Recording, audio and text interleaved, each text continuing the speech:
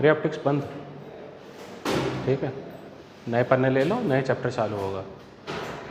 तो class 12th का introduction तो मैंने आपको दे दिया था कि कौन कौन से हमारे चैप्टर्स हैं, वहाँ पे हमारे कितने कितने क्वेश्चंस आते हैं, कौन सा चैप्टर किससे रिलेटेड है, ये सब चीज़ें हो चुकी हैं, ठीक है। लास्ट क्लास में, फर्स्ट क्लास में ये सब चीज़ें मैंने आपको बता दी थी कि हमारा किस चैप्टर से कौन से कितने क्वेश्चंस आते हैं और किस चैप्टर से नेक्स्ट चैप्टर कनेक्टेड है, ठीक है। वो फ्रेमवर्क तो आप सबको याद है, नहीं याद है तो कृपया करके रिवाइज कर लीजिए। क्या हुआ? हाँ तो वो तो रिवाइज कर सकते हो ना, लिखने के लिए बताया गया था। जिन्होंने नहीं लिखा है, नहीं देखा है, तो फिर जाके वीडियो देख लेना, वहाँ पर रिवीजन मिल जाएगी, ठीक है। तो चलिए आज जो हम चैप्टर स्टार्ट करने जा रहे हैं उसका नाम है इलेक्ट्रोस्टैटिक्स।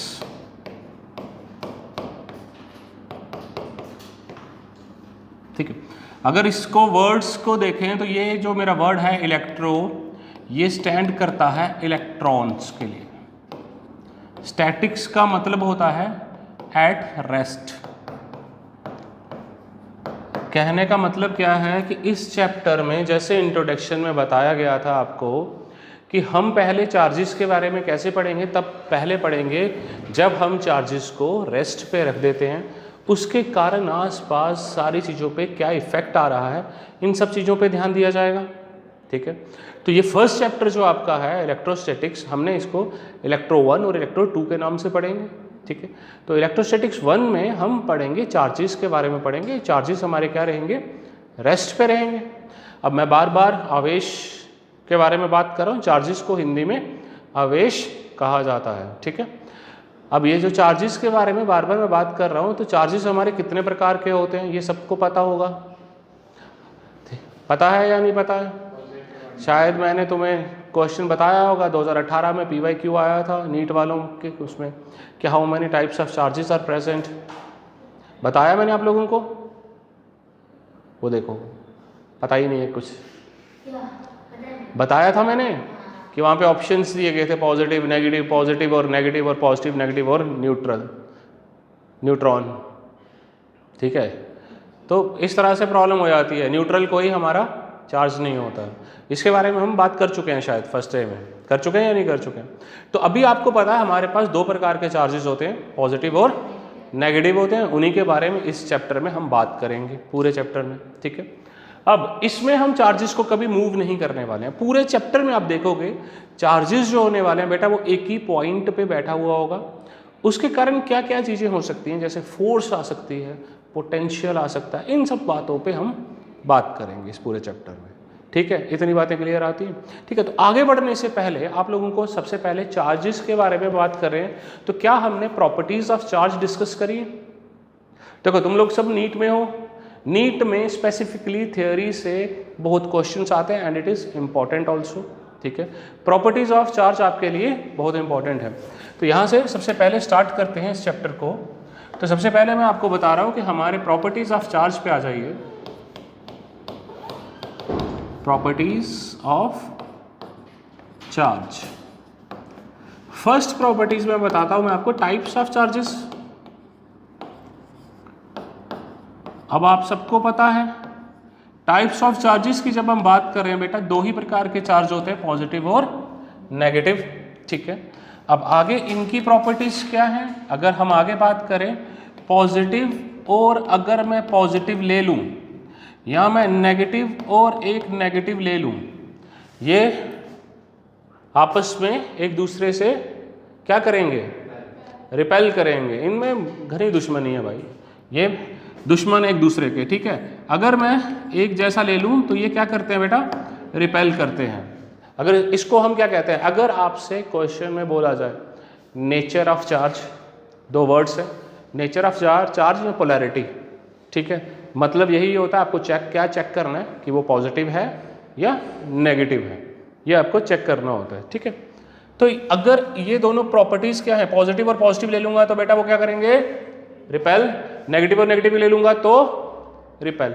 अगर आप पॉजिटिव और नेगेटिव चार्ज ले रहे हो, या आप कहो नेगेटिव या पॉजिटिव चार्ज ले रहे हो, ये आपस में क्या करेंगे? अट्रैक्ट। तो पहली प्रॉपर्टी ये क्लास 10th में भी आपने पढ़ी हुई होगी, क्लास 10th में भी आपने पढ़ी थी ना, कि क्या कहा जाता है, opposite charges attract and similar charges repel. ये आप लोगों ने पहले पढ़ी हुई थी फर्स्ट प्रॉपर्टी, इसमें तो किसी को परेशानी नहीं होनी चाहिए, ठीक है, कोई परेशानी यहाँ पे। चलिए आगे बढ़िए। नेक्स्ट है इसका SI unit, coulomb. Good. Next second में आपको बताने जा रहा हूं इसका एसआई यूनिट क्या होता है, कूलम। सिंबल क्या होता है, सी। कोई स्पेलिंग बताना चाहेगा, COULOMB।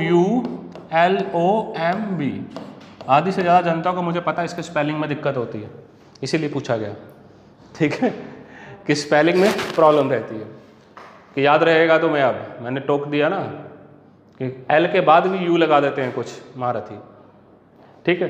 तो ऐसा यूनिट क्या है, और चार्ज, क्या ये स्केलर क्वांटिटी है या वेक्टर क्वांटिटी है, इज इट अ स्केलर और वेक्टर। चार्ज आवेश की बात चल रही है, स्केलर। क्यों, क्योंकि इसमें तो क्या होता है, सिर्फ और सिर्फ मैग्नीट्यूड होता है, ठीक है, डायरेक्शन नहीं होती है।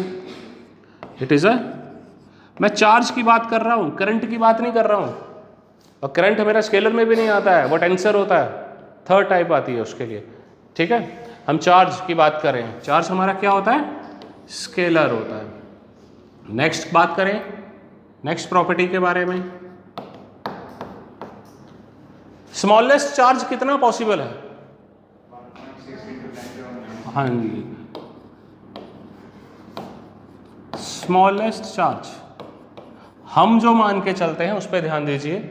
हमारा किताबों में अगर आप एनसीईआरटी रीड करोगे तो नॉर्मल जो टेक्स्ट लिखा हुआ होगा उसमें स्मॉलेस्ट चार्ज में बोला गया होगा बेटा चार्ज ऑन 1 इलेक्ट्रॉन जो होता है उसको हम स्मॉलेस्ट चार्ज मान के चलते हैं, ठीक है। अब चार्ज ऑन इलेक्ट्रॉन और चार्ज ऑन प्रोटॉन क्या होता है, बराबर होता है, ठीक है। क्या होता है, charge on electron is equal to charge on proton, ठीक है, ये होता है। अब प्रोटॉन के लिए, इलेक्ट्रॉन के लिए तो आप E यूज़ करते हैं, प्रोटॉन के लिए अपन प्लस E लिख देते हैं, माइनस E और प्लस E लिखते हैं, तो ये काम हो जाता है। इसको मैं ऐसे लिख दूंगा तो ये दोनों के लिए बता देगा, प्लस माइनस E, ठीक है। तो कभी भी मैं E लिखूंगा तो आप उसमें इलेक्ट्रॉन या प्रोटॉन मत समझना, आप क्या समझोगे, चार्ज सेम है, ठीक है। तो वो 1.6 इंटू 10⁻⁻, गुड, -19 क्या, माइक्रोकूलम। तो यूनिट्स आर इंपॉर्टेंट, ठीक है, माइक्रोकूलम बोल दूंगा तो फिर काम खराब हो जाएगा। तो ये हमारा स्मॉलेस्ट चार्ज नॉर्मल सिचुएशंस में ये पॉसिबल है। बट अगर आप में से कोई एनसीईआरटी रीड करता हो, वहाँ पे एक ब्लू कलर का सेक्शन छोटा सा बना हुआ है। पहले क्या बोला जाता था बेटा, with advancement of science and technology चीज़ें को बनाया जाता है, ठीक है। शुरू में क्या बोला जाता था, जैसे आप लोगों ने केमिस्ट्री में पढ़ा कि एटम ही सबसे छोटा है, इनडिस्ट्रक्टिबल है, ठीक है। उसके बाद क्या बताया गया, फिर एडवांसमेंट्स, नहीं भाई इसके अंदर भी पार्टिकल्स हैं, न्यूक्लियस है, इलेक्ट्रॉन है, फिर बोला गया भाई न्यूक्लियस जो है वो डिस्ट्रॉय नहीं हो सकता, यही हमारा स्मॉलेस्ट पार्टिकल है। फिर थोड़े दिनों के बाद इसके अंदर पता चला भाई इसके अंदर प्रोटॉन न्यूट्रॉन आ रहा है, ठीक है। इसी तरह से यहाँ पे इलेक्ट्रॉन प्रोटॉन तो बन गए थे, और प्रोटॉन और न्यूट्रॉन बन गए थे हमारे, electron proton neutron, smallest unit बोल दिया गया था। लेकिन फिर एडवांसमेंट साइंस के बाद पता चला कि हमारा एक और यूनिट है जो इनसे भी छोटा है। प्रोटॉन और न्यूट्रॉन जो हैं they are further made up of quarks, protons and neutrons. ये किससे बने होते हैं, क्वार्क से, ठीक है। प्रोटॉन और न्यूट्रॉन, एक प्रोटॉन के पास 3 क्वार्क्स होंगे, न्यूट्रॉन के पास भी 3 क्वार्क्स होंगे। 3 क्वार्क्स मिलकर एक प्रोटॉन बनाते हैं और एक न्यूट्रॉन बनाते हैं, ठीक है। अब ये जो मेरे क्वार्क्स हैं ये 2 प्रकार के होते हैं। क्वार्क्स जो होने वाले हैं वो हमारे कितने टाइप के होते हैं, 2 टाइप्स के होते हैं, ठीक है। एक होता है -E/3, देखो E क्या है, इलेक्ट्रॉन का चार्ज, मतलब वो इलेक्ट्रॉन से 3 गुना छोटा, ठीक है, क्योंकि हमने सोचा कि नया चार्ज बनाने से अच्छा है मैं उसे कंपैरिजन कर लेता हूँ इलेक्ट्रॉन से, तो वो बेटर रहेगा। तो एक होता है -e/3 के बराबर, दूसरा होता है 2e/3। ठीक है, दो ही टाइप्स के क्वार्क्स हैं नेचर में जो एग्जिस्ट करते हैं। अब मैं आपसे कह रहा हूं कि एक प्रोटॉन्स के पास कितने होने चाहिए? 3 क्वार्क्स। एक प्रोटॉन के पास कितने क्वार्क्स होने चाहिए? तो सोचो इन्हीं 3 का ही तो कॉम्बिनेशन बनाना है मुझे, तो क्या लेना पड़ेगा? एक तो -e/3 ले लो प्लस 2e/3 प्लस 2e/3। देखिए ये याद मत रखिए, मैं नहीं कहूंगा कि तुम याद रखो, बट तुम लोग कॉमन सेंस का इस्तेमाल कर सकते हो या नहीं कर सकते हो? यहां से दिमाग लगा सकते हो, इन्हीं से मिला के 3 कॉम्बिनेशन बनाने हैं। मेरा आंसर क्या आना चाहिए? +1 चार्ज ही तो होता है प्रोटॉन का, प्लस में आना चाहिए ना। तो यहां पे क्या बन रहा है? ये 4e/3 माइनस तो 3/3, तो माइनस पॉजिटिव का ई आ रहा है या नहीं आ रहा? इसे प्लस करके पॉजिटिव का ई बचा या नहीं बचा? एलसीएम सेम ले लो ना, 2 + 2 4 -1, तो 3e/3, 3 कट गए, ई बचा। तो प्रोटॉन के ऊपर कितना चार्ज होता? +e। आ गया या नहीं आ गया? बराबर। तो ये देखो, मैं ये नहीं कहूँगा कि तो आप लोग इसे याद रखें कि कॉम्बिनेशन क्या बना रहे हैं, बट ये आप अपने दिमाग से कर सकते हैं, क्योंकि इन्हीं का कॉम्बिनेशन तो बनाना है। अब हर चीज़ मैं बोलूँगा याद कर लो, तो फिर इतना भी नहीं याद कर सकते तुम लोग यार, जानता हूँ मैं तुम लोगों को अच्छे से। ठीक है, तो इसी तरह से अगर मैं कह रहा हूँ न्यूट्रॉन, क्या कह रहा हूँ? न्यूट्रॉन, इसके अंदर भी कितने क्वार्क्स मिलेंगे भाई? 3 क्वार्क्स।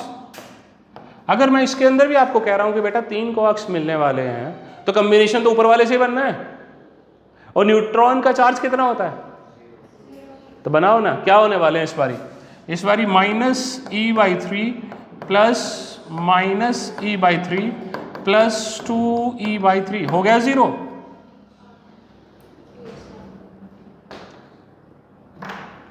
हो गया। तो ये ऐसे बनते हैं, ये है प्रोटॉन और न्यूट्रॉन की कहानी। अब देखिए पेपर में जब क्वेश्चन आएगा, देयर यू हैव टू बहुत स्मार्टली आंसर करना पड़ेगा।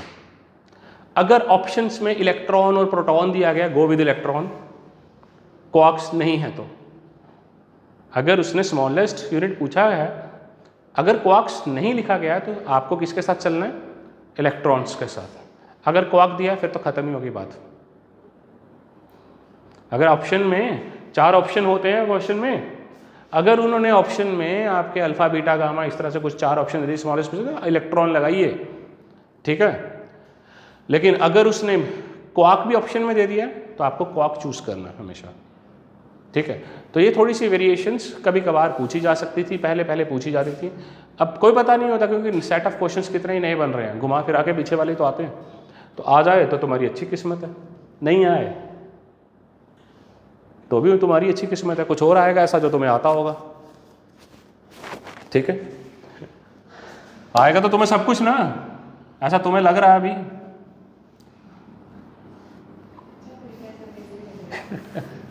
नहीं, बेइज्जती नहीं कर रहा।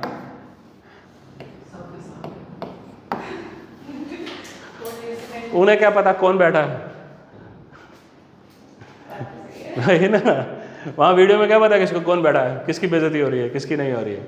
नाम लूंगा तेरा तब भी नहीं पता चलेगा किसी को क्या पता कहाँ क्लास चल रही है, कहाँ आना है। चलिए नेक्स्ट प्रॉपर्टी के बारे में देखते हैं, क्वांटाइजेशन ऑफ चार्ज। हाँ जी सर, हाँ, आवेश का क्वांटीकरण, ठीक है। क्वांटाइजेशन का मतलब क्या होता है? क्वांटिटी का क्वांटाइजेशन की बेटा जब हम बात करते हैं ना, क्वांटाइजेशन मतलब होता है किसी चीज को क्वांटिफाई कर देना। मतलब किसी चीज को क्वांटिफाई करने का मतलब होता है कि जब आपने किसी को क्वांटिफाई कर दिया, जैसे आपको मैं कुछ बोल दूं क्वांटिफाई करो, ये कितना है, आपने उसको मेजर किया, आपने उसकी वैल्यू बता दी मुझे। अब वो वैल्यू तो बेटा उसकी उतनी रहेगी ना, कभी चेंज तो नहीं होगी। तो क्वांटाइज का मतलब ये, क्वांटाइजेशन का मतलब ये होता है कि कोई भी चीज़ जिसको आपने मेजर कर लिया, क्वांटिफाई कर दिया, मतलब उसकी वैल्यू जो भी निकालोगे वो फिक्स रहेगी, वो चेंज नहीं होगी जब तक वो उसी अवस्था में पड़ा हुआ है, वैसा का वैसा वहाँ पे रखा हुआ है। जैसे आपने कुछ मेजरमेंट किया, अब मैंने बोला बेटा इसे क्वांटिफाई करके बताओ, आपने बोला सर ये 2 kg है, ठीक है।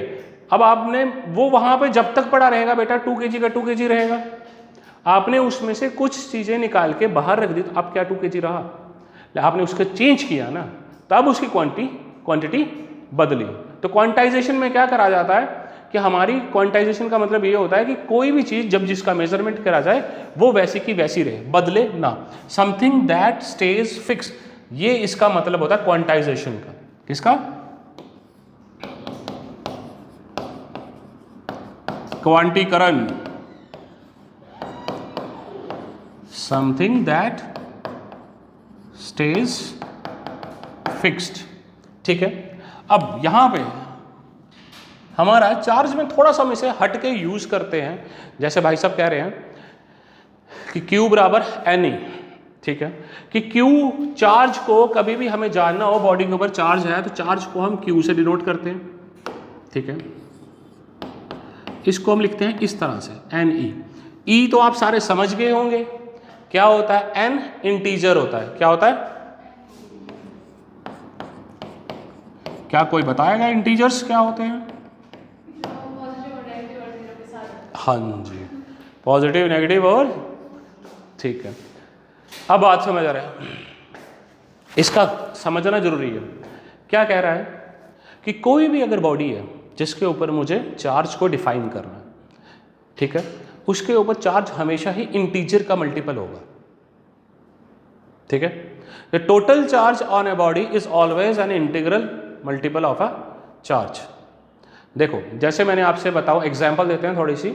जैसे मैं सोडियम की बात करता हूँ, सोडियम का एटॉमिक नंबर 11। क्या है उसके ऊपर कोई चार्ज है? नहीं है यार, मैंने तो 11 आपने बोला। चार्ज कब डेवलप होता है बॉडी के ऊपर? जब वो या तो गेन करे या वो लूज करे, ठीक है।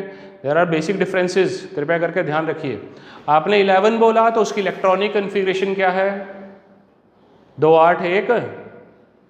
281 तो उसका लास्ट वाले ऑक्टेट में एक क्या है? खाली पड़ा। वो उसे क्या करेगा? रिलीज करेगा। जैसे ही उसने उसे रिलीज किया तो हमारे पास इलेक्ट्रॉनिक कन्फिग्रेशन क्या बन गई? 2 और 10। लेकिन प्रोटॉन कितने अंदर? 11। तो एक प्रोटॉन ज्यादा है ना, तो एक चार्ज ज्यादा हो गया ना उसके पास, इसीलिए Na के ऊपर क्या आता है? +1 आता है, ठीक है। तो जो चार्ज आया वो +1 आया क्योंकि उसने एक इलेक्ट्रॉन लूज किया था। क्या कभी ऐसा होगा कि आधा इलेक्ट्रॉन ले जा? नहीं भाई तू 1.5 ले जा, मेरा नहीं मन है भाई देने का, तू 1.5 ले, ऐसा होने वाला है? तो हमेशा इंटीग्रल मल्टीपल ही होगा कि 1 2 के ही खेल होने वाला है। तो टोटल चार्ज जब भी हम बात करेंगे वो हमेशा किसके होगा? इंटीग्रल मल्टीपल ऑफ चार्ज ही होगा। तो क्या कह रहा हूं मैं इसमें? लिखना है तो लिख लो, the total charge on a body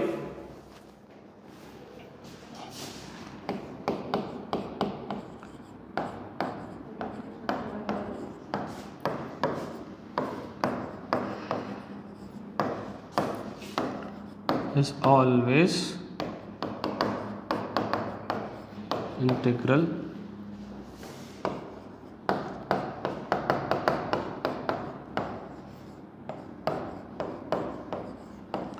मतलब ±E चल सकता है, ±2E चल सकता है, ±3E चल सकता है।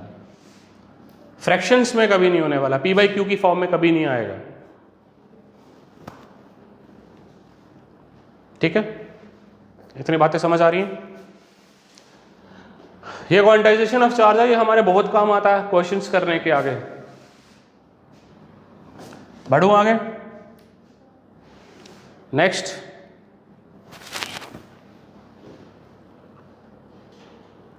Speed dependency. ऐसे लिखिए, कौन सा 6 चल रहा है ना शायद।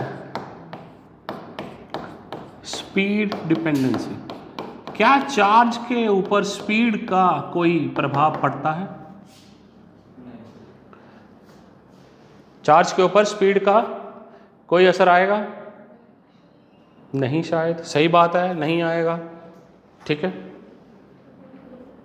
नहीं, सही बात है, मैं मानता हूं, सहमत हो तुम लोगों से कि चार्ज के ऊपर स्पीड का कोई भी असर नहीं पड़ता है। किसी भी स्पीड पे चला दीजिए उसे, कभी फर्क नहीं पड़ेगा, ठीक है, इंडिपेंडेंट ऑफ स्पीड है, चार्ज कभी चेंज नहीं होगा, ठीक है। लेकिन डिपेंडेंट कौन होता है? मास होता है। Mass is dependent on the speed. याद है, पढ़ाया था शायद किसी जमाने में। जमान तुम्हारे लिए तो जमाना ही हो गया ना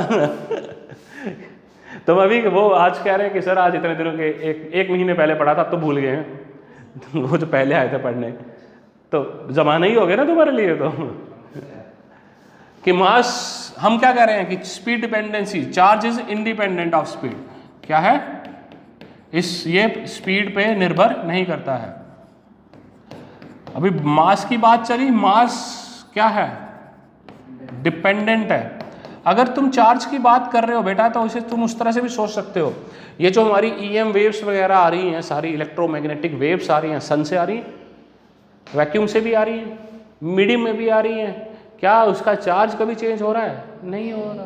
कितनी दूर से आ रही हैं? हाई स्पीड की लाइट की कंपैरिजन में आ रही है ना, तो भी नहीं हो रहा, कुछ भी फर्क नहीं पड़ रहा उन पे।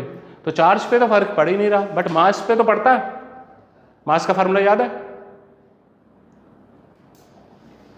अब बोलोगे मास का भी फार्मूला होता था सर?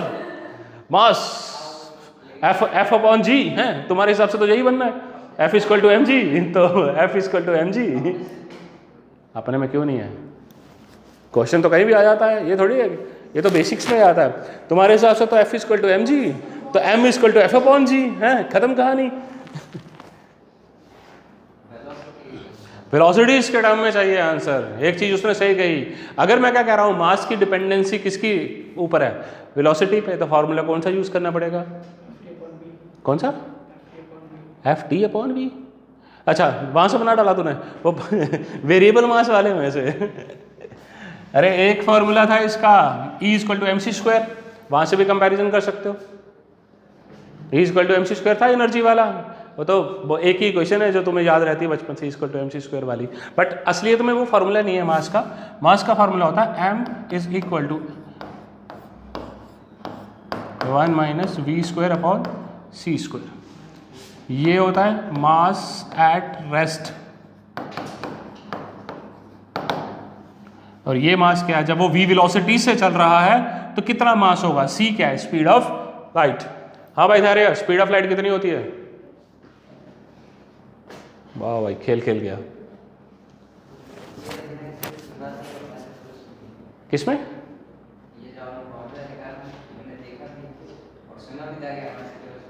अरे ऐसा कुछ नहीं होता सिलेबस में, ये कौन बता रहा है सिलेबस में नहीं है? ऐसा कुछ नहीं है कि सिलेबस में नहीं है। ये क्या है? स्पीड डिपेंडेंसी है मास की। हाँ तो कहाँ पढ़ा मैं तुम्हें? लेकिन उसके अब क्या है, ऐसे कहता है कि जेई वाले, और उसमें कहा जाता है कि तुम्हारा पोटेंशियोमीटर नहीं है सिलेबस में, यही कहा जाता है पोटेंशियल, लेकिन क्वेश्चन दे देता दूसरी तरह से घुमा के, वो वायर थी, ये था, वो था, लॉजिक तो वही लगता है। अब वो वर्ड यूज करना और क्वेश्चन को उसके कॉन्सेप्ट पे दे देना, तो उसका क्या कर लेंगे? तो वहां पे लड़ने से अच्छा है, वहां नंबर गंवाने से अच्छा यही कर लो ना। लेकिन ये तो इसका ऐसा कुछ नहीं है कि सिलेबस में नहीं है, this is a part of our syllabus. हमारे सिलेबस का ऐसा कुछ नहीं कह सकते हम इस पर, ठीक है? बात समझ आ रही है इतनी? चलिए आगे बढ़े। नेक्स्ट हेडिंग बना लीजिए, 7 आ गया ना अब तो। 7th प्रॉपर्टी में लिखिए, क्या हो गया? कंजर्वेशन ऑफ चार्ज, कि जो भी चार्ज होगा वो पूरे सिस्टम में क्या रहेगा? हमेशा कंजर्व रहेगा। तो law of conservation of charge हमारा यहाँ पे वैलिड रहता है। लिखने की जरूरत तो नहीं है ना कि charge can not be created nor be destroyed, ठीक है? ये कंजर्व्ड रहेगा। कंजर्वेशन ऑफ चार्ज, इसके बारे में भाई कंजर्वेशन वाले तो इतने नियम आप लोग पहले से सीखते आ रहे हो, तो हमें लिखवाने की तो कोई ज़रूरत है नहीं है कि charge can not be created nor be destroyed, it can only be transferred from one body to another body.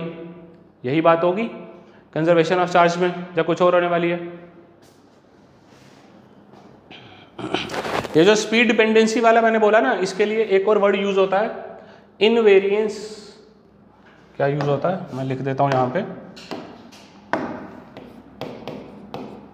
Invariance. Speed dependency को जो हमने बोला, इसे बोला जाता है इनवेरिएंस ऑफ चार्ज। ठीक है, इनवेरिएंस ऑफ चार्ज। इसका मतलब क्या होता है कि चार्ज का जो मैग्नीट्यूड है, it does not depend upon the speed या फ्रेम ऑफ रेफरेंस। मैं यही जो मैंने आपको बताया कि इंडिपेंडेंट ऑफ स्पीड होता है, तो इसको हम एक और नाम से भी कहा जाता है, इनवेरिएंस ऑफ चार्ज भी वर्ड यूज होता है। बेसिकली इस पूरे को अगर मैं लिखना चाहूं तो क्या बोलूंगा, मैग्नीट्यूड, अगर कोई लाइन लिखना चाहूं इससे, magnitude of charge does not depends on speed और frame of reference, दोनों चीजों पे डिपेंड नहीं करता है। उसी में पॉइंट्स में ऐड कर लो, मुझे याद आ गया अभी, इनवेरिएंस भी कहते हैं इसको।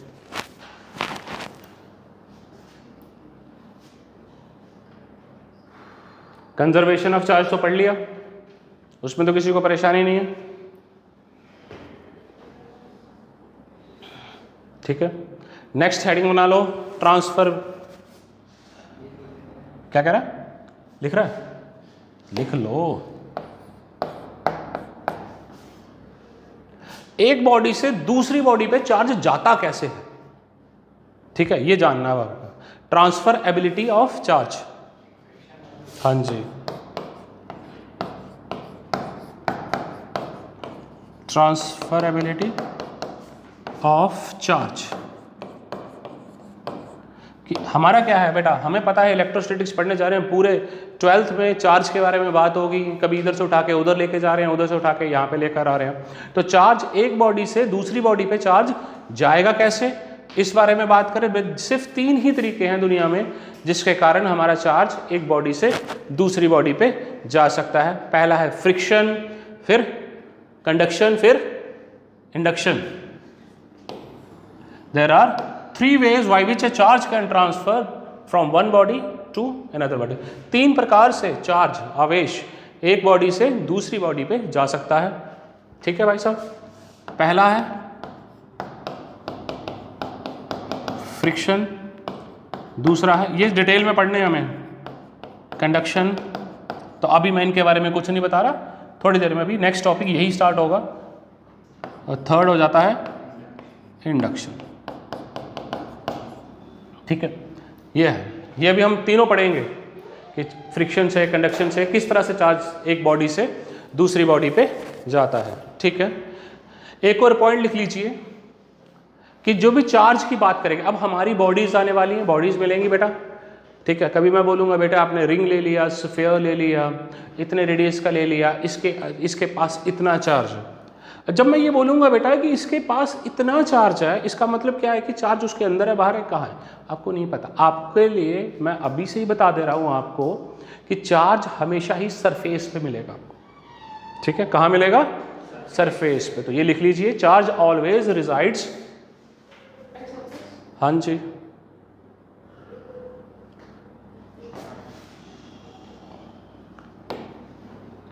नाइन्थ पॉइंट बना के लिख लीजिए, charge always resides at surface. जब हम इक्विलिब्रियम में बात कर रहे होंगे, और यहाँ पे सारा कुछ हम इक्विलिब्रियम में भी बात करेंगे।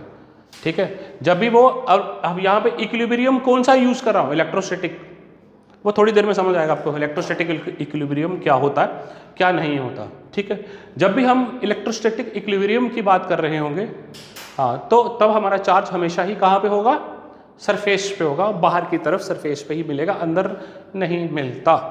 ठीक है, इतनी बातें क्लियर हो गई हैं। अब एक देखो, मैं कुछ चीज़ें बताऊंगा, लिखूंगा नहीं। अगर आप लोग चाहते हैं लिखना तो अपने हिसाब से लिखते जाना। ठीक है, कुछ मिसकंसेप्शंस हैं इलेक्ट्रिक चार्ज को लेके। ठीक है, जो बच्चों को लगता है ऐसा होगा, बट ऐसा नहीं होता। ठीक है, तो पहले मिसकंसेप्शंस आपको बताने जा रहा हूँ। ठीक है, पहली मिसकंसेप्शन क्या होती है कि आप लोगों को लगता है कि अगर कोई बॉडी चार्ज्ड है, अगर कोई बॉडी चार्ज्ड है वही इलेक्ट्रिक फोर्स लगाएगी। ठीक है, ये मैं पहले ही बता दे रहा हूं आपको कि आप मेरे आधे चैप्टर पढ़ाने के बाद आपको मिसकंसेप्शंस क्या क्या होने वाली हैं। आपको लगेगा कि अगर बॉडी के ऊपर चार्ज आ रहा है वही इलेक्ट्रिक फोर्स लगा सकती है, बट ऐसा कुछ नहीं है। ठीक है, सारी बॉडीज लगाती है। Neutral bodies can exert force. हाँ, यही कह रहा हूं मैं कि अगर आप देखिए, थोड़ी देर पहले हमने सोडियम की एग्जांपल ली। सोडियम का जब आपने एटॉमिक नंबर बोला 11, उसके पास 11 इलेक्ट्रॉन थे, है ना, थे ना या नहीं थे? तो जब उसके पास 11 इलेक्ट्रॉन थे तो इसका मतलब ये तो नहीं है कि ये फोर्स नहीं डाल सकता, उसके ऊपर चार्ज 0 है। तो आप लोग क्या सोचते हो, अपने आप को कंफ्यूज कर देते हो कि भाई ये भी फोर्स डाल रहा है, वो नहीं डाल रहा, नेट चार्ज 0 है। हाँ, उस समय उसके पास क्या है, चार्ज 0, नेट चार्ज 0 है टोटल। ठीक है, तो बात समझ आई कि पहली मिसकंसेप्शन आपको क्या होने वाली है कि आपको लगेगा कि only charged bodies exerts forces. It is not like that, neutral forces also exert forces. जी सर, बात समझ आ रही है? क्या कह रहा था मैं, मुझे भुला दिया। हाँ, मिसकंसेप्शंस। ठीक है, अब कई बार आप लोगों को लगता है कि पॉजिटिव चार्ज मीन्स प्रोटॉन। दूसरी मिसकंसेप्शन ये है कि हमेशा ऐसा नहीं होता। ठीक है, मोस्ट सॉलिड्स में हमारे इलेक्ट्रॉन्स मूव करते हैं, प्रोटॉन्स मूव नहीं करते। बात समझ आ रही है मेरी, जो मैं कहने की कोशिश कर रहा हूं कि जब मैं पॉजिटिव चार्ज आपको बोलूंगा बॉडी के ऊपर आ गया, क्या आ गया, तो आप सोचते हो प्रोटॉन मूव कर गया। भैया प्रोटॉन तो कभी मूव ही नहीं किया, वो तो वहीं रहा। पॉजिटिव चार्ज का मतलब है कि उसके बाद प्रोटॉन एक्स्ट्रा है, बॉडी में से प्रोटॉन नहीं निकला है, इलेक्ट्रॉन निकला है। ठीक है, तो ये मिसकंसेप्शंस हैं आप लोगों की। आपको ये फीलिंग आ जाती है पॉजिटिव चार्ज है, अरे इसका प्रोटॉन चला गया। इस तरह की गलतियां नहीं करनी है, और ये करते हो, मुझे पता है ना। ठीक है,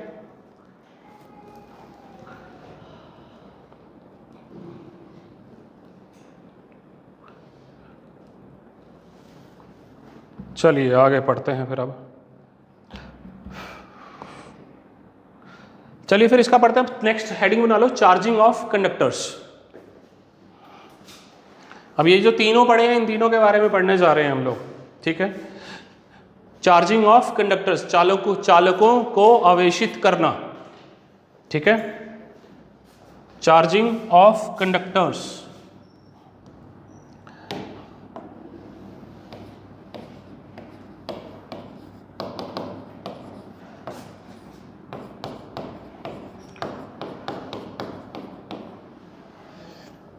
चालकों को आवेशित करना। ठीक है भाई साहब, तो सबसे आसान चार्ज करने का तरीका कौन सा होता है? कंडक्शन। हाँ जी, तो कंडक्शन चलते हैं सबसे पहले। हाँ, फ्रिक्शन भी आसान ही है, कोई बड़ी बात नहीं है। मतलब सबसे इजी कौन सा है, ये है कंडक्शन, जिसमें आपको कुछ याद रखने की ज़्यादा ज़रूरत नहीं पड़ेगी। सबसे इजी वे ऑफ चार्जिंग। देखो चार्ज कैसे आता बॉडी का, ये भी बता दिया मैंने तुम लोगों को कि कोई एक इलेक्ट्रॉन मूव करके जाएगा तो ही चार्ज आएगा, अदरवाइज नहीं आ सकता। ठीक है, सबसे पहला तरीका है कंडक्शन का। ठीक है, तो स्टेप बाय स्टेप बात करते हैं। अगर मेरे पास एक न्यूट्रल कंडक्टर है, क्या है, एक न्यूट्रल कंडक्टर है, और दूसरा पास में एक और न्यूट्रल कंडक्टर ले आए हैं, ठीक है, या चार्ज ले आए हैं, फर्क नहीं पड़ता। ठीक है, अब मान लीजिए, मैं डायग्राम बना के समझा देता हूँ आपको। लेट्स से कि मेरे पास एक कंडक्टर ऐसे था, एक कंडक्टर ऐसे था, यहाँ के ऊपर इसके ऊपर चार्ज न्यूट्रल मान रहे हैं ना। अभी मैं बीच में बना देता हूँ, समझ जाना। अरे एक ही टाइप के बनाता हूँ, वो आसान रहेगा। 5 इधर बना दिए, ठीक है, इसके ऊपर इतना चार्ज है, यहाँ पे 2 3 बना दिए। ठीक है, जब तक तो बेटा ये दूर दूर पड़े, इनको एक दूसरे से कोई लेना देना है ही नहीं, पास लाना ही नहीं है। ठीक है, चार्जिंग ऑफ कंडक्टर का एक हमारा कंडीशन होती है कि वहां पे उनके बीच में एक फिजिकल कांटेक्ट होना बहुत ही जरूरी है। ठीक है, सबसे पहली कंडीशन क्या होनी चाहिए? फिजिकल कांटेक्ट होना चाहिए। अगर मैं यहां पे एक वायर लगा दूं, मैंने क्या किया, एक वायर लगा दिया तो दोनों के बीच में एक फिजिकल कांटेक्ट बन गया। तो जब बन गया फिजिकल कांटेक्ट तो इसके पास तो 5 है, उसके पास कितने हैं? 3। तो ये क्या करेगा, एक को उठाएगा यहां से और यहां दे देगा, या नहीं दे देगा? तो इसके ऊपर एक चार्ज आ गया, इसके पास एक एक्स्ट्रा हो गया, इसके पास एक कम हो गया। तो देखो मैं प्लस माइनस की भी बातें नहीं कर रहा, मैं आपके ऊपर अभी कि उसके ऊपर प्लस चार्ज आएगा या माइनस चार्ज आएगा उसकी बात नहीं कर रहा। जस्ट मैं आपको समझा रहा हूं चार्ज डेवलप कैसे होगा, कि इसने एक दे दिया उसको कंडक्ट करने के बाद, तो इसके ऊपर कुछ चार्ज आ जाएगा, इसके ऊपर भी चार्ज आएगा, तो दोनों के ऊपर चार्ज आ गया तो चार्ज बॉडीज बन गई। मैं ये, आप कंफ्यूज मत करिए अपने आप को कि उसके ऊपर +1 आएगा, +2 आएगा या -1 आएगा, मैं उसकी बातें नहीं कर रहा हूं। क्योंकि कायदे से तो हमारा इलेक्ट्रॉन जाएगा ना, वो तो नॉर्मल बॉडीज में क्या होता है, इलेक्ट्रॉन जाता है, इलेक्ट्रॉन जाएगा वहां पे, यहाँ से तो यहाँ जाएगा तो +1 होगा, वहाँ -1 हो जाएगा, उसकी बात नहीं कर रहा हूँ। मैं जस्ट आपको ये समझा रहा हूँ कि चार्ज डेवलप कैसे होगा। तो बाई कॉन्टैक्ट जब भी होगा तो फर्स्ट कंडीशन हमारी क्या है, क्या होना चाहिए?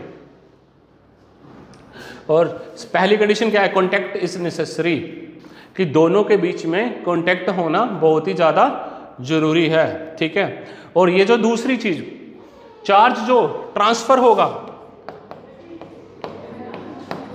जो चार्ज ट्रांसफर होगा वो किससे होगा? इलेक्ट्रॉन फ्लो से। किससे होगा?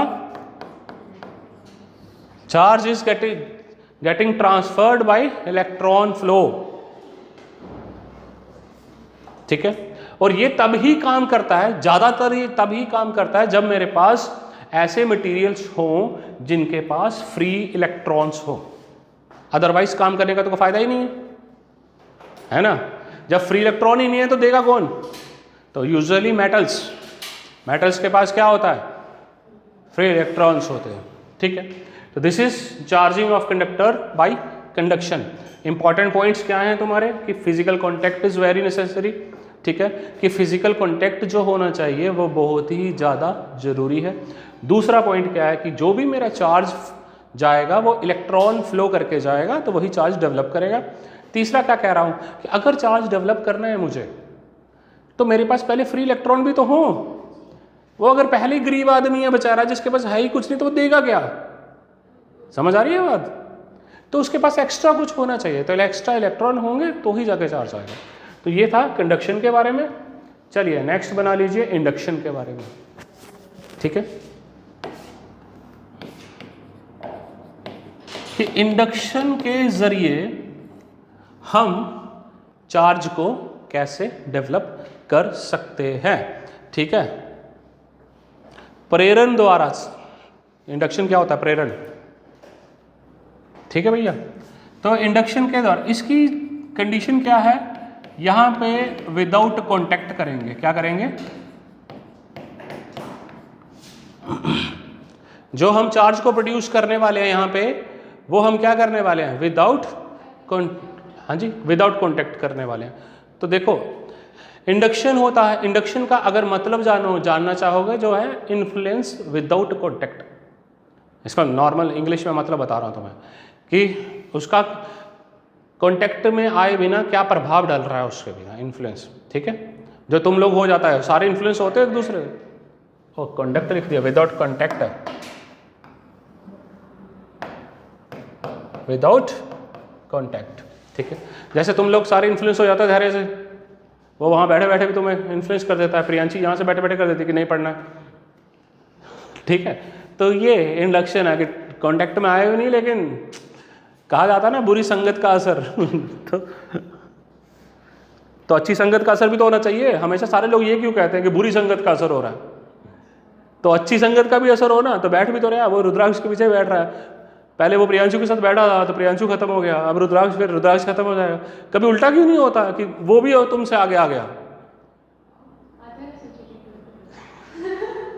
और जिस दिन वो आ गया था उस दिन ये दोनों डूबे हुए होते हैं। जब उसके नंबर आते हैं तब इनके नहीं आते, ये भी नोट कर लियो। आए हैं एक बार लाया तो लेकिन वही है ना कि हमेशा हम सारे चीज़ों को देखो, नेचर में क्या, ह्यूमन नेचर है, अपन लोग यही कहते हैं बार बार कि नेगेटिविटी फैल गई है, बेकार लोगों के साथ रह रहे थे तो वो भी बिगड़ गए। अबे तो बेकार मैं ही क्यों बिगड़ रहा हूँ, वो क्यों नहीं मेरी तरह सुधर रहा? तुम ऐसे भी तो सोच सकते हो ना, तुम्हारे पेरेंट्स कहते हो कि तुम्हारी संगति खराब है, ये है वो है, नालायकों के साथ बैठते हो, तो तुम नालायकों को सुधार भी तो सकते हो। ठीक है शानू, तेरा टारगेट क्या है, अब समझ आया तुझे? अरे किसी को क्या पता है ना, तो तेरा टारगेट समझ आया? मैं तुझे क्या कहने की कोशिश कर रहा हूँ कि ये नहीं पढ़ते हैं तो तेरे साथ रहते हैं तो इनके भी मार्क्स बढ़ने चाहिए, तेरे घटने नहीं चाहिए। वो 10 से 20 प्रियांशी तो, अरे भाई जितने नंबर आ रहे हैं वो तुक्कों से भी है, उससे ज़्यादा आ जाता है। दिक्कत तो ये है, इंप्रूवमेंट तो तब दिखेगी ना। बैठा रहा, क्लास खत्म होने के बाद ही अब इंडक्शन के बारे में बात चलना चाह रहे हैं कि विदाउट कॉन्टेक्ट की बात चल रही है। ठीक है, तो यहाँ पे कॉन्टेक्ट होगा ही नहीं, तो सबसे पहले इसमें क्या करना पड़ेगा, इसमें टचिंग इज नॉट रिक्वायर्ड, ये बात हो गई हमारी कि टच नहीं करना है। जो मैंने पहले वायर लगा के कर दिया था ना, वैसे नहीं करना है। तो सबसे पहले अपन क्या कर लेंगे, इसमें एक न्यूट्रल कंडक्टर ले लेंगे। क्या ले लेंगे? ठीक है, एक न्यूट्रल कंडक्टर ले लेंगे। ठीक है, अगर मेरा न्यूट्रल कंडक्टर है तो भाई चार्ज जो होगा इसके बीच में इवनली डिस्ट्रीब्यूटेड होगा, रैंडमली, कोई पॉजिटिव नेगेटिव अपनी मर्जी से कहीं ना कहीं बीच में फैले हुए होंगे, नॉन यूनिफॉर्मली या यूनिफॉर्मली बोल लो, क्या फर्क पड़ रहा है भाई, मतलब किसी भी प्रकार से हो सकता है। Most of the times non uniformly distributed ही होता है। अभी थोड़ी देर के बाद चार्ज डिस्ट्रीब्यूशन भी बताऊंगा। ठीक है, अभी ये न्यूट्रल कंडक्टर है, न्यूट्रल कंडक्टर है। ठीक है, तो इसके अंदर प्लस माइनस कैसा भी पड़ा हुआ होगा, अपने को नहीं पता इसके ऊपर कोई चार्ज है या नहीं है। हमने क्या करना है, एक चार्ज कंडक्टर लेना है। क्या लेना है? चार्ज कंडक्टर लेना है। तो लेट्स से कि मेरा एक पास चार्ज कंडक्टर था जो मैं इसके पास ले आया, तो मान लेते हैं इसके पास नेगेटिव नेगेटिव चार्ज था। हाँ जी, ये मैंने क्या किया, एक चार्ज कंडक्टर लिया, इसके पास ले आया, इसके पास पॉजिटिव भी थे बेटा, नेगेटिव भी थे या नहीं थे? अब ये नेगेटिव कौन से चार्ज का दुश्मन था? नेगेटिव का। तो क्या उसे अपने पास रहने देगा? चार्ज तो सरफेस पे रहने वाला था ना अभी। तो नेगेटिव क्या होगा, सारा का सारा इस साइड आने की कोशिश करेगा और पॉजिटिव हमारा इस साइड आने की कोशिश करेगा। ठीक है, पहला स्टेप क्या था मेरा कि मैंने क्या लिया, एक न्यूट्रल कंडक्टर लिया। क्या लिया? Neutral conductor. उसके बाद हमने एक चार्ज रॉड ली, उसको उठा के मैं पास में लाया। जैसे ही मैं पास में लाऊंगा तो मैंने देखा कि एक साइड मेरा नेगेटिव चार्ज जा रहा है, एक साइड पॉजिटिव चार्ज जा रहा है। अगर मैं यहाँ पे पॉजिटिव चार्ज रॉड लाता तो नेगेटिव इस साइड आ जाता, पॉजिटिव इस साइड चला जाता, यही फर्क पड़ने वाला था। इसके बाद हम क्या करेंगे, इस साइड से अर्थिंग कर देंगे। ये सिंबल होता है अर्थिंग का। ठीक है,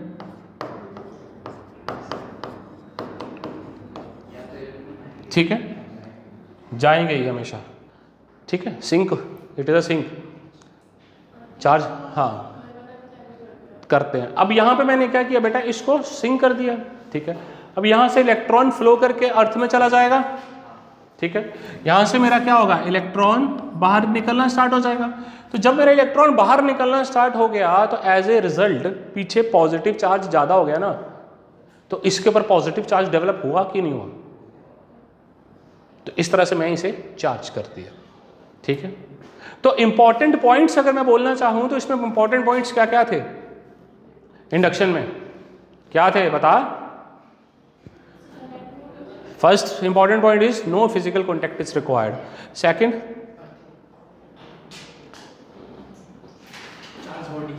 चार्ज बॉडी तो है ही। देख पहला पॉइंट क्या है, नो फिजिकल कॉन्टैक्ट।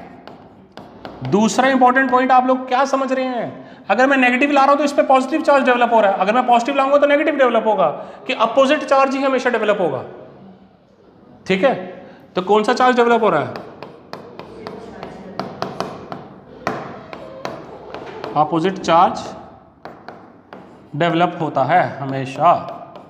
ये बात समझ आ रही है इतनी या नहीं आ रही है? ठीक है, और अगर मैं इसे परमानेंटली चार्ज रखना चाहूं तो उसके लिए अर्थिंग बहुत ज़्यादा है। इसे परमानेंटली चार्ज रखने के लिए मुझे अर्थिंग करनी पड़ेगी, नहीं तो ये वापिस हो जाएगा। ठीक है, तो ये इंपॉर्टेंट पॉइंट्स है जो आपको पता होने चाहिए। जो मेरी कंडक्शन चल रही थी उसमें same type of charge develop होता है। पीछे वाले में कंडक्शन पढ़ा ना हमने, तो उसमें same type of charge develop हो रहा है और यहाँ पे अपोजिट चार्ज डेवलप होगा। ठीक है, इतनी बात क्लियर हुई है? क्या कह रहा? अरे तो बेटा दाल चावल बना जाके, वही बढ़िया तेरे लिए। क्या ना, घर पे जो यूज होता है वही है।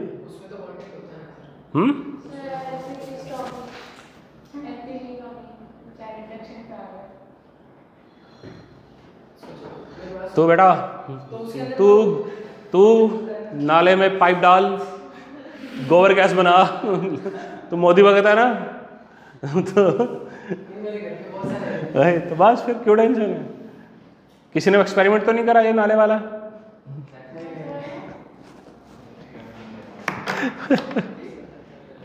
चलिए नेक्स्ट हेडिंग में अब फ्रिक्शन वाला रह गया, खत्म करें आज। एक तो पोर्शन खत्म करेंगे, चार्जिंग बाय फ्रिक्शन।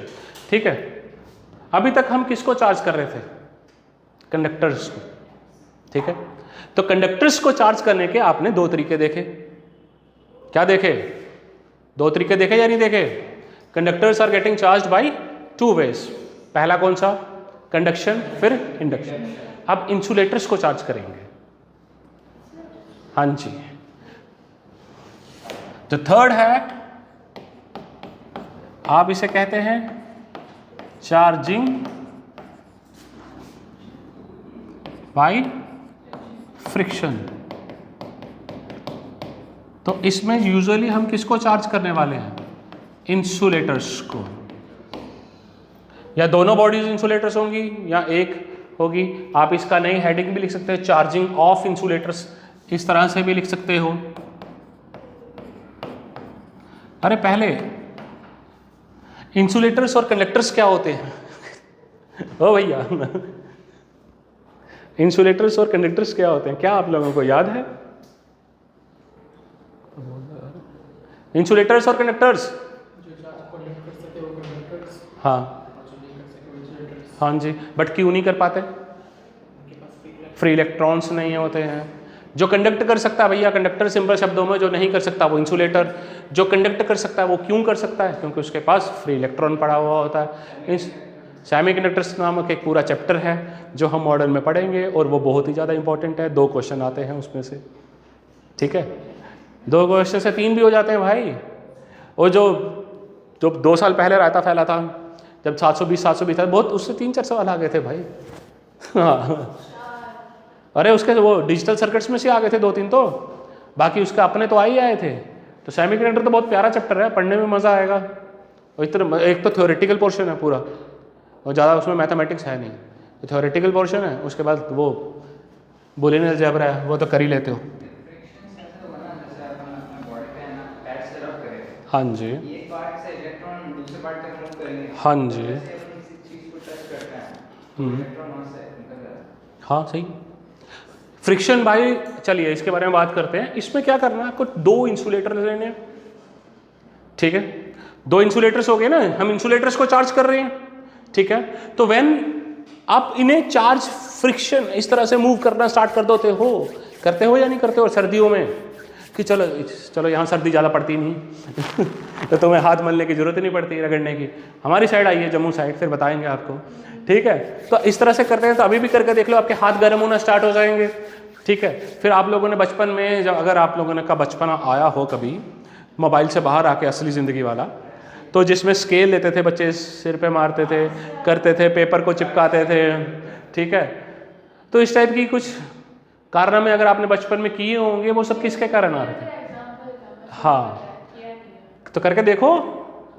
थोड़ा सा पेपर का टुकड़ा रखो, स्केल लो, थोड़ी देर रब करो, it will start attracting it.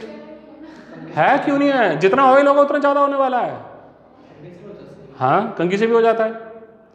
अरे और फिर तो ग्लास रॉड ले, ग्लास रॉड का ले, पानी की टैप में चला जाए। पानी होता है, टैप होती है, पानी नीचे को खोलो, टैप ओपन करो, बट इतनी ज़्यादा नहीं ओपन करनी कि पूरा ही पानी आ जाए। बिल्कुल इतनी पतली करो कि एक एक बूंद गिर रही है, सीधी बूंद बूंद करके नहीं, एक वो पतली सी बिल्कुल सी गिर रही है, उसके पास लेके जाओगे वो भी आपको रिपेल करती हुई दिखेगी। अब बहुत सारी चीज़ें, बहुत एग्जाम्पल्स हैं, सिल्क क्लॉथ की हैं, ग्लास रॉड की हैं, बहुत एग्जाम्पल्स हैं, देयर आर मैनी एग्जाम्पल्स किसकी, लेकिन बच्चों ने अगर कारनामे किए हों वो बताएंगे अभी थोड़ी देर में, दौड़ मत। जस्ट मैं ये बता रहा हूँ कि एग्जाम्पल्स कितनी हैं तुम लोगों के पास, और ये हम लोग तो यार बचपन में करते ही थे। तुम्हारा बचपना वही कह रहा हूँ ना, फोन पे रह गया आधे बच्चों का, वो कह रही देख नहीं करा, वही तो पता नहीं क्या कर रहा है। ठीक है, तो क्या होता है जैसे ही मैं फ्रिक्शन करने जा रहा होता हूँ, देखो इंसुलेटर्स है, देखिए क्या हो रहा है यहाँ पे, क्या हो रहा है कि हमारा हो क्या रहा है एक्चुअली में, ऐसे ऐसे कर रहे हैं, फ्रिक्शन जनरेट हो रही है दोनों के बीच में। तो इससे क्या होता है कि एक बॉडी इलेक्ट्रॉन लूज करती है, एक बॉडी इलेक्ट्रॉन गेन कर लेती है, जिसके कारण उनके ऊपर क्या आ जाता है, चार्ज आ जाता है। जो बॉडी इलेक्ट्रॉन को लूज कर रही होती है वो पॉजिटिवली चार्ज होगी, जो बॉडी इलेक्ट्रॉन्स को गेन कर रही होगी वो पॉजिटिव, अच्छा नेगेटिवली चार्ज। ठीक है, तो यहाँ फ्रिक्शन में हो क्या, तो सबसे पहले क्या लेने हैं, दो इंसुलेटर्स लेने हैं, क्या लेने हैं, इंसुलेटर्स, स्टार्ट रबिंग देम। ठीक है, तो इससे क्या होगा, फ्रिक्शन के कारण one body will lose electron, ठीक है, and other body will gain electron. जो लूज करेगी उसके ऊपर पॉजिटिव चार्ज आ जाएगा, जो गेन करेगी उसके ऊपर नेगेटिव चार्ज डेवलप होगा। तो बॉडी चार्ज हो गई।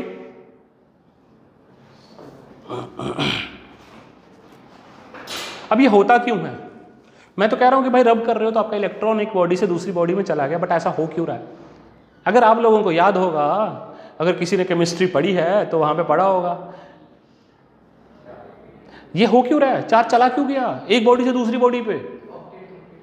अच्छा, तेरा ऑक्टेट कंप्लीट कराऊं, किसने भाई, हीट, मैं वही कह रहा हूं, अपने तो कुछ दिया नहीं ना, यहाँ पे पोटेंशियल वाला कुछ तो नहीं है, कुछ तो नहीं हो रहा कि इलेक्ट्रॉन जा क्यों रहा है। मैं कह रहा हूं मैं तो रब कर रहा था, इससे यहाँ पे इलेक्ट्रॉन आने की जरूरत ही क्या पड़ी, ये सोचने के लिए बात कर रहा हूं। हमारे इलेक्ट्रॉन्स मूव ही क्यों हैं, जैसे अभी तूने ग्लास रॉड और सिल्क की क्लॉथ की एग्जांपल दे रहा है, रबर बैलून की एग्जांपल्स हैं, पानी और सिल्क ग्लास रॉड की एग्जांपल्स थी, बहुत सारी एग्जांपल्स है ना।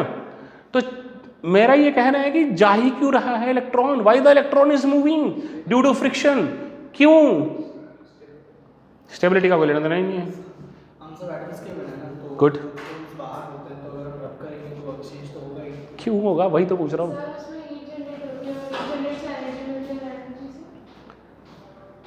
क्या होगा, एक वर्ड पढ़ा था अभी, एक वर्ड बोलूंगा केमिस्ट्री का, अगर तुम्हें याद हो तो उससे तुम्हें आंसर मिल जाना चाहिए, एफिनिटी।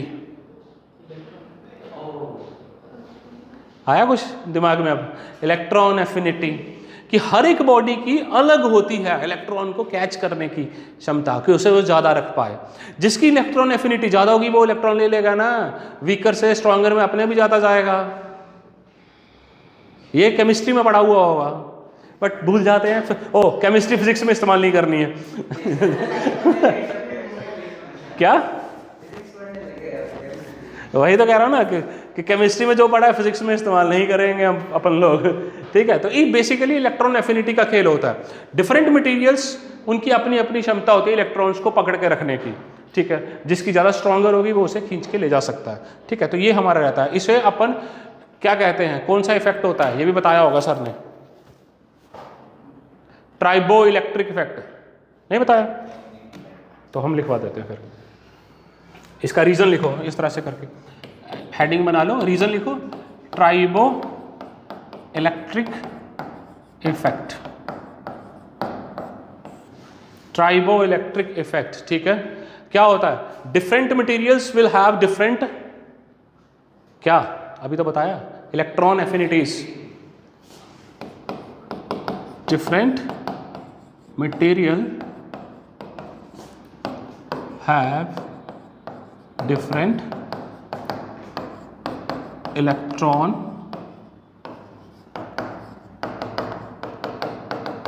एफिनिटीज, भाई एफिनिटीज का मतलब क्या होता है?